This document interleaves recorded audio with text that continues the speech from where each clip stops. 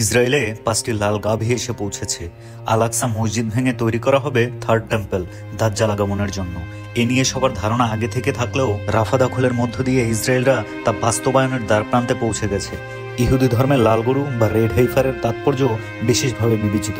আসলে এই লাল গরুর তাৎপর্য কি ও দাজ্জাল কখন আসবে, আর ধর্মীয় গ্রন্থ অনুযায়ী কি করা হয়েছে ভবিষ্যৎবাণী, আসেন জানি বিস্তারিত।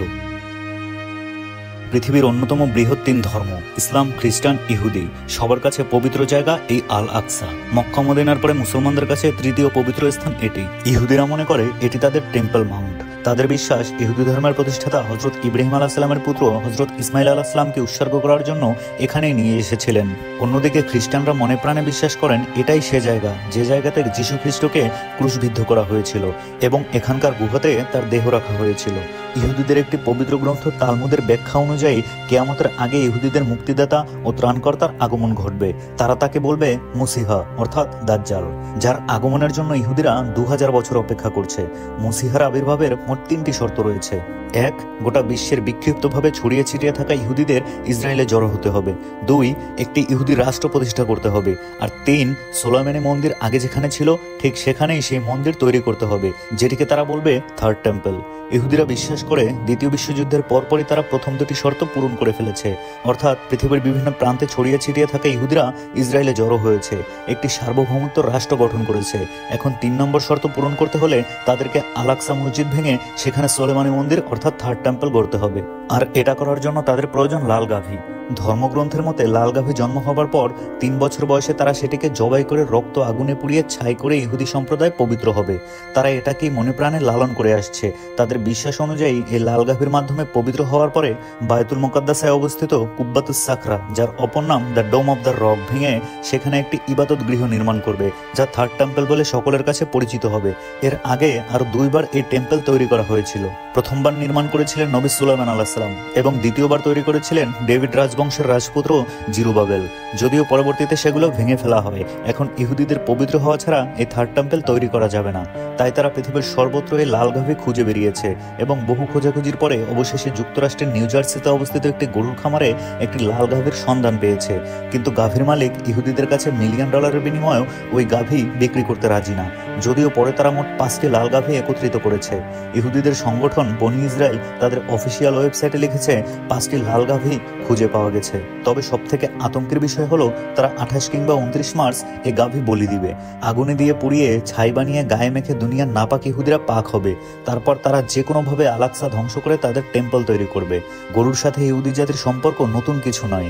হযরত মুসা আলাইহিস সালামের জাতি অর্থাৎ বনি ইসরায়েল জাতির গরুর প্রীতি নিয়ে কোরআনে বর্ণনা আছে। একবার তারা গরুর মূর্তি তৈরি করে, একবার গরু নিয়ে হাজারো প্রশ্ন করে। গরু সম্পর্কে পরীক্ষা নিরীক্ষা বাছাই এটা তাদের পুরনো অভ্যাস। পবিত্র কোরআনে আল্লাহ তাআলা বলেন, যখন মুসা আলাইহিস সালাম তার সম্প্রদায়কে বলল আল্লাহ তোমাদের একটি গরু জবাই করতে বলেছে, তখন তারা বলল তুমি কি আমাদের সাথে উপহাস করছো? তখন মুসা আলাইহিস সালাম বলল, আমি মূর্খদের অন্তর্ভুক্ত হওয়া থেকে আল্লাহর কাছে আশ্রয় প্রার্থনা করছি। তারা বলল, তুমি তোমার পালনকর্তাকে আমাদের জন্য প্রার্থনা করো যেন সেটির রূপ বিশ্লেষণ করা হয়।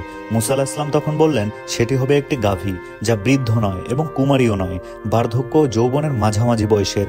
তারা বলল, তোমার পালনকর্তার কাছে আমাদের জন্য প্রার্থনা করো যে তার রং কিরূপ হবে।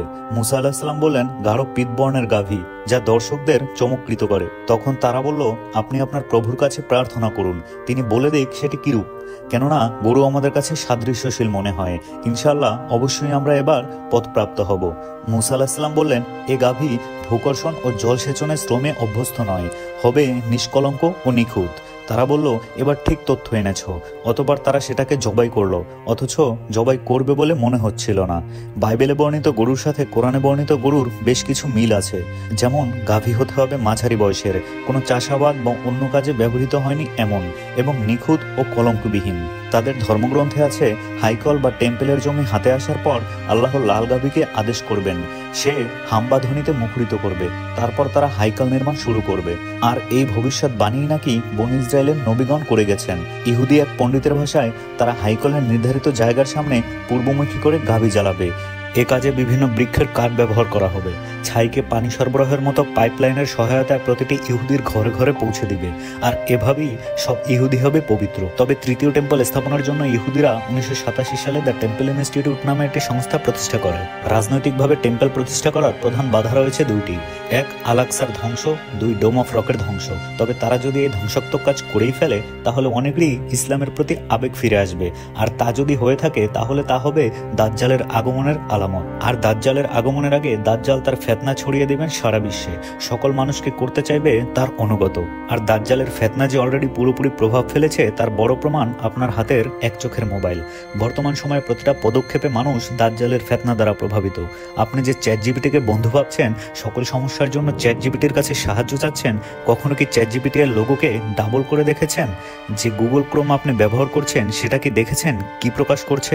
বিশ্বের সকল নামি দামি সেলিব্রিটিরা কেন এক চোখ বের করে অন্য চোখ ঢেকে ছবি তোলে? বিশ্বের সেরা ফুটবলার মেসিকে কেন গড বলা হয়? কেনই বা তার হাতে একটি চোখের ট্যাটু? যে ফেসবুক আপনি ব্যবহার করছেন সেটাও একজন ইহুদিরই। আর মৃত মানুষকে জীবিত করে নাচানো গাওয়ানো তো দাজ্জালের ফেতনার স্পষ্ট প্রমাণ, যা এখন এআই দিয়ে প্রতিনিয়ত হয়ে আসছে। তাই বলাই যায় দাজ্জালের আগমন অনেক আগেই হয়েছে, শুধু দাজ্জালের স্বরূপে প্রকাশিত হওয়ার অপেক্ষা। তবে আল্লাহ তাআলা সূরা আনফালের 30 নং আয়াতে বলেছেন, তারা পরিকল্পনা করে, আল্লাহও পরিকল্পনা করে। বস্তুত আল্লাহর পরিকল্পনাই সবচেয়ে উত্তম।